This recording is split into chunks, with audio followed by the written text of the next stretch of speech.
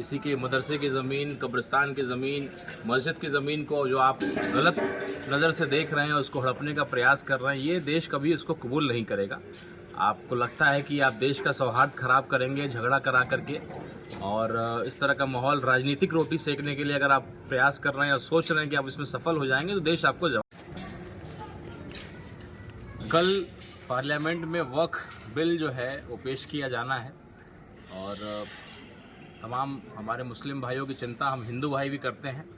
और एक आप लोगों ने देखा होगा, अलविदा जुम्मा के दिन सब लोगों ने काला पट्टी बांध करके एक शांतिपूर्वक एक सिंबॉलिक विरोध भी करने का और ये उनके कानों तक पहुंचाने का प्रयास किया हमारे सभी मुस्लिम भाइयों ने।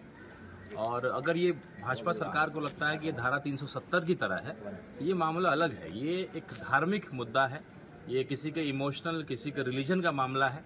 आप देगा जिस तरीके से कृषि कानून बिल में आपको पीछे होना पड़ा, CA NRC में पीछे होना पड़ा, वैसे ही वक्फ मुद्दे में भी आपको पूरा भारत जो है आपका कहीं ना कहीं विरोध करेगा। खास करके कुछ पार्टियां जो मुस्लिम समाज का वोट लेते आ रही हैं, क्योंकि बिहार की बात करें, बिहार में चुनाव भी होने वाला है। नीतीश कुमार जी, चिराग पासवान जी और जो खास करके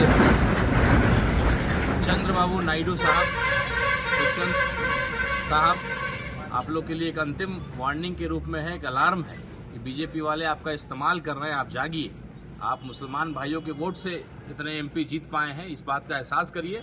बीजेपी अपना इस्तेमाल करके और छोड़ देगी। दूसरा जो एक मैसेज चल रहा है, नीतीश कुमार जी चूँकि अब बहुत स्वस्थ नहीं रह गए हैं, ये वक्फ बिल जो है कहीं ना कहीं बिहार में सत्ता का परिवर्तन का एक अलार्म भी हम लोग को सुनाई पड़ रहा है। क्योंकि बीजेपी तो जो है वक्फ बोर्ड को लेकर के उनका जो मंशा है, लेकिन JDU में कुछ ऐसे लोग हैं, खास करके जो सीनियर मंत्री हैं, वो हैं तो JDU में, लेकिन उनका जो है दिल धड़कन आत्मा वो भाजपा में चला गया। केंद्रीय मंत्री आकर के DGP के साथ बैठक कर रहे हैं, तो ऐसा लगता है कि बिहार में जो है सत्ता परिवर्तन होने जा रहा है और बीजेपी अपना मुख्यमंत्री थोपने जा रही है, JDU को तोड़ने जा रही है।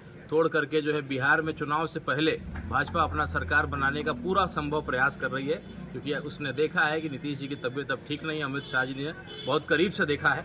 तो इस तरह की चीज़ें हो रही है, वक्त को लेकर के पूरा सत्ता परिवर्तन उलट फिर होने की उम्मीद है।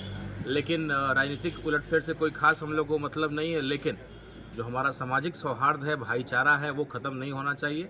मैं अपने तमाम हिंदू भाइयों से आग्रह करता हूँ कि वक्फ कानून को लेकर के आप इनका साथ दीजिए। हमारे देश में ज़मीन की कमी नहीं है, हमारा देश आपसी भाईचारा के लिए जाना जाता है। जिसको नहीं मालूम हो उनको बताना चाहूँगा कि वक्फ के कई ज़मीनों पे, दिल्ली से लेकर कई जगह पे भाड़े पे हमारे हिंदू भाई भी अपना कहीं ना कहीं 100 साल से ऊपर से अपना दुकानदारी कर रहे हैं, कोई बिजनेस कर रहे हैं। तो अगर वक्फ की ज़मीनें ख़त्म होंगी तो आप भी, हिंदू भाइयों को भी परेशानी होगी।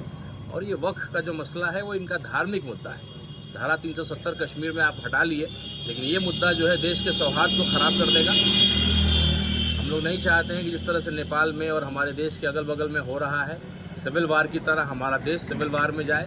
अगर लड़ाई होता है तो दोनों के आँख फूटते हैं, किसी का 2 आँख फूटेगा, किसी का 1 आँख फूटेगा, लेकिन नुकसान दोनों वर्ग का होगा, दोनों समाज का होगा। तमाम हिंदू भाइयों से भी आग्रह है कि आप भी समर्थन करें, हमारे देश के सौहार्द को बनाने का, भाईचारा को बचाने का प्रयास करें। किसी के भी धार्मिक मुद्दों पे हमें नहीं घुसना चाहिए, गड़े मुर्दों को नहीं उखाड़ना चाहिए। और बीजेपी खास करके, क्योंकि उनका राजनीति का पूरा सिद्धांत इसी पे बसा हुआ है, वो न रोजगार की बात करेगी, न सड़कों की बात करेगी, न अस्पताल की बात करेगी, केवल हिंदू मुसलमान हिंदू मुसलमान। तो हिंदू भाइयों से मेरा खास करके निवेदन है कि वक्फ के मुद्दे में अपने मुस्लिम भाइयों का आप लोग साथ दीजिए, और एक खूबसूरत हिंदुस्तान जिसमें मुस्लिम भाई की लड़ाई एक हिंदू का बेटा लड़े और हिंदू भाइयों की लड़ाई एक मुसलमान का बेटा लड़े, ऐसा एक खूबसूरत हिंदुस्तान, एक खूबसूरत बिहार बनाने का हम लोग प्रयास करें, और इसमें साथ हम लोग अपना सभी मुस्लिम भाइयों का दें। इन लोग का भी कुछ लेना चाहते हो तो ले लीजिए। वक्त को किसी के मदरसे की ज़मीन, कब्रिस्तान की ज़मीन, मस्जिद की ज़मीन को जो आप गलत नज़र से देख रहे हैं, उसको हड़पने का प्रयास कर रहे हैं, ये देश कभी उसको कबूल नहीं करेगा। आपको लगता है कि आप देश का सौहार्द ख़राब करेंगे झगड़ा करा करके, और इस तरह का माहौल राजनीतिक रोटी सेकने के लिए अगर आप प्रयास कर रहे हैं और सोच रहे हैं कि आप इसमें सफल हो जाएंगे, तो देश आपको